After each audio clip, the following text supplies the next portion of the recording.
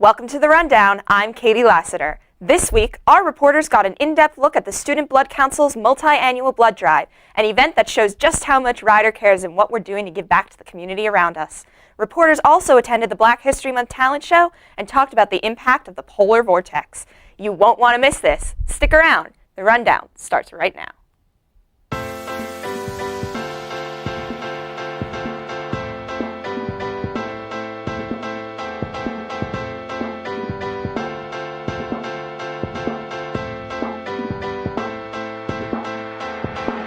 Whether through volunteering at local soup kitchens or participating in philanthropic activities, Rider's student body has always been actively involved in helping out people in need. This next story further proves that Rider's main concern has always been lending a hand to the people who need one. Reporter Anita Chimenko attended the Student Blood Council's blood drive, getting the details on how and why Rider got involved in the world of blood donation. Rider University works with the Community Blood Council of New Jersey to bring a mobile donation center to our campus. Between today and tomorrow, students and faculty members can donate blood in the SRC atrium until 6 p.m. Whether they are regular donors or this was their first time giving blood, members of the Rider community were eager to help out. From start to finish, the entire blood donation process takes about an hour. Potential donors answer questions about their medical history and get a sample of their blood tested. If the volunteer meets all the requirements, they move on to the physical blood donation, lasting only 10 to 15 minutes. Jennifer Quinones, account manager for the Community Blood Council of New Jersey, spoke about what happens to the blood after the blood drives and about the constant need for donors. Well, once the blood is collected, we send it out to get tested. We do send it out out of state, so it has to be between 24 to 48 hours or so. And we send it out to get tested. If everything comes up clear, then we get notified, and then we can send the blood out to a hospital. A lot of people are not aware that New Jersey is the lowest state in the nation with blood donors. 3% of the population actually donates, and that's really, really low for saying that we live in an overpopulated state. So I enjoy going out, speaking to different schools and different companies and letting them know that we need you to donate to help our state. Students like David Riley recognize that donating blood is important. Only 38% of the U.S. population is eligible to give blood, and from that, only 10% do. Well, you're saving lives, and to me, that's important. And if you have the time to come here, I mean, they're here for like 5 hours.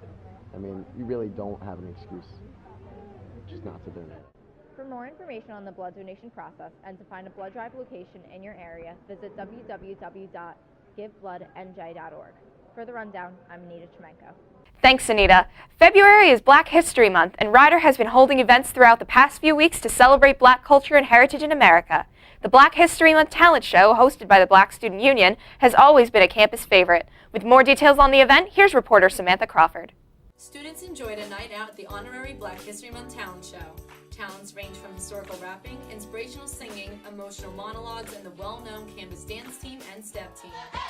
R-O-N-T, roll, steppers, and we can't get no better.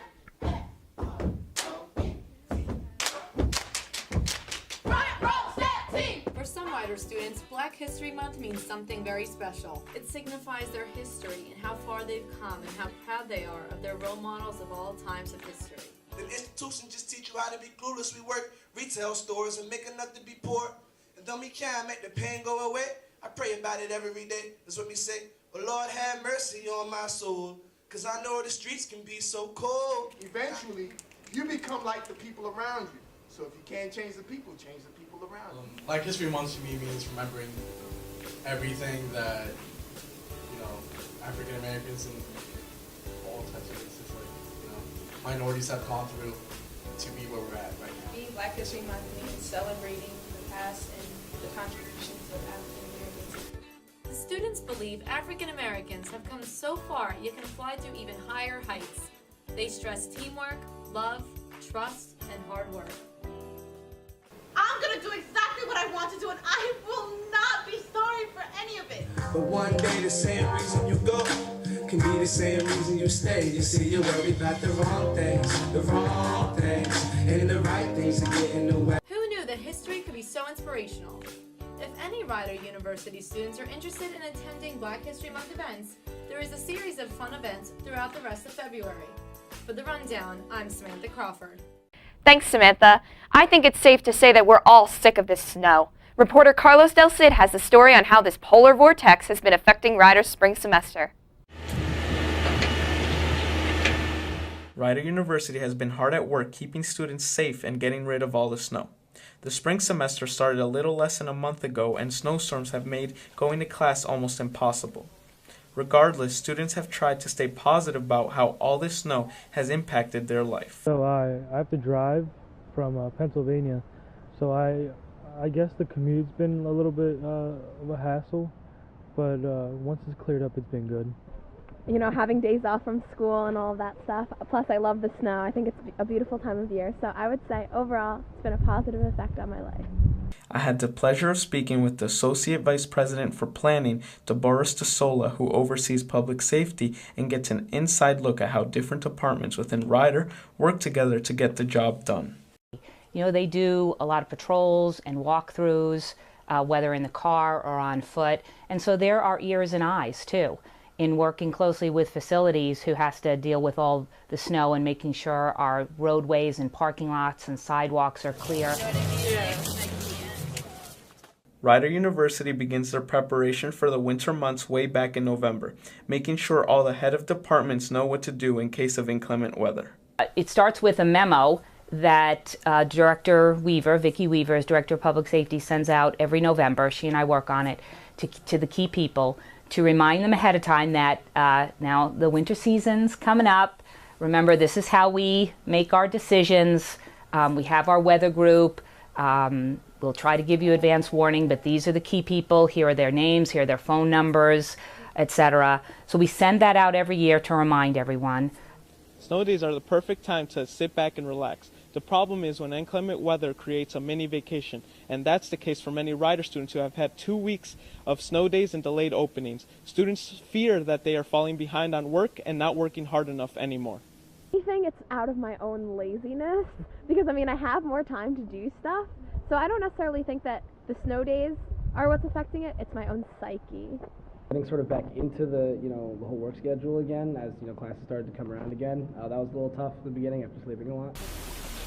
Public safety gets many phone calls with problems after a big storm. Some of the big issues are caused by the cold.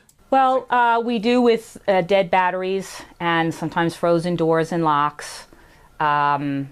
We do get requests for shovels. They've been doing a good job. I know sometimes we probably could have had class, but I think it's for the better that we didn't, or we had delays, because sometimes the sidewalks or roads have been bad, and especially for commuters, it's probably worse. They've been doing a pretty good job. I mean, I've been woken up multiple times at like 5 in the morning to the sounds of snowplows, so that must be a good sign. Once the day of a possible storm comes, the plan goes into effect, and everyone works together to keep everything in order. Get word out to the weather group so they can start planning for their particular areas. And then it's basically the Dean of Students and myself who, if we have to make a decision very early in the morning, will initiate that process with the help of facilities and public safety and others that we may get on the phone, and knowing what we know ahead of time about what's going on that particular day and make a recommendation to the president for a decision. The official start of spring isn't until March 20th. We still have another month of winter, and many fear another storm is on the way. Rider continues to have the shovels, salt, and snow plows ready in case we get hit with more snow. For the rundown, I'm Carlos Del Cid. Thanks, Carlos. Up next, we've got some shocking stories about what our favorite celebrities have been up to. Here's James Rona with Entertainment Beat. Thanks, Katie. Hey guys, I'm James Rona, and welcome to this week's Entertainment Beat.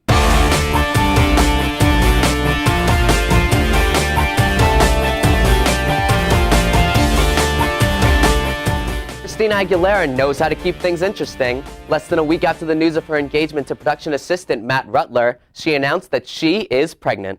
The rumors have been confirmed by the new mom herself that the pop singer is expecting another baby. While it is rather interesting timing given the incredible progress she's been making with losing weight, it is still wonderful news and she seems very happy. The news also comes at an interesting time given that CeeLo Green has reported that he will not be returning to The Voice next season. Could this mean Christina is next? We'll just have to wait and see, but for now, congratulations to the newly engaged couple on the wonderful news. Now let's shift to one of my personal favorites, Modern Family. The fan who groped one of the show's stars, Sarah Hyland, in Australia this week has been charged with assault with an act of indecency. Unfortunately, Sarah Hyland, best known for playing the role of Haley Dunphy in Modern Family, had to cut a meet and greet with fans short after one fan took it just a bit too far.